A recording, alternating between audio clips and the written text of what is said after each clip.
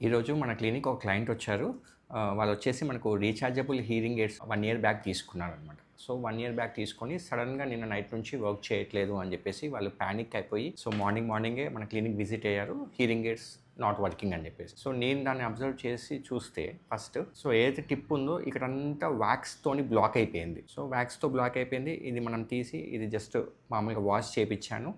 And ఏదైతే మీకు ఇక్కడ వైట్ కలర్ కనిపిస్తుందో అది కూడా మొత్తం వ్యాక్స్‌తోని బ్లాక్ అయిపోయిందనమాట. మొత్తం బ్లాక్ అయిపోయింది. సో హీరింగ్ ఎయిడ్ వర్కింగ్‌లోనే ఉంది. బట్ అవుట్‌పుట్ మాత్రం మనకు బ్లాక్ అయిపోతుంది. సో అది ఒక్కసారి నేను కొత్త వ్యాక్స్ గార్డ్ ప్లేస్ చేసి ఈ ఇయర్ టిప్ నేను న్యూ ఇయర్ టిప్ రీప్లేస్ చేశాను.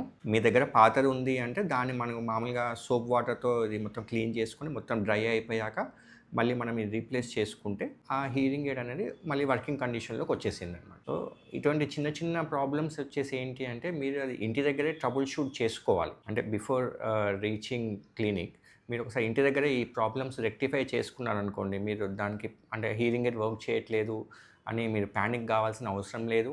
అండ్ హడావిడిగా రావాల్సిన అవసరం కూడా లేదు. హీరింగ్ ఎయిడ్ వర్క్ చేయట్లేదు అంటే ఫస్ట్ బ్యాటరీ దీంట్లో ఛార్జింగ్ ఉందా లేదా చెక్ చేసుకోవాలి first thing. Then ear tip దగ్గర మనకు బ్లాక్ ఉందా లేదా చెక్ చేసుకోవాలి. హీరింగ్ ఎయిడ్లో ప్రాబ్లం మనం రెక్టిఫై చేసుకోవచ్చు ఇంటి దగ్గరే.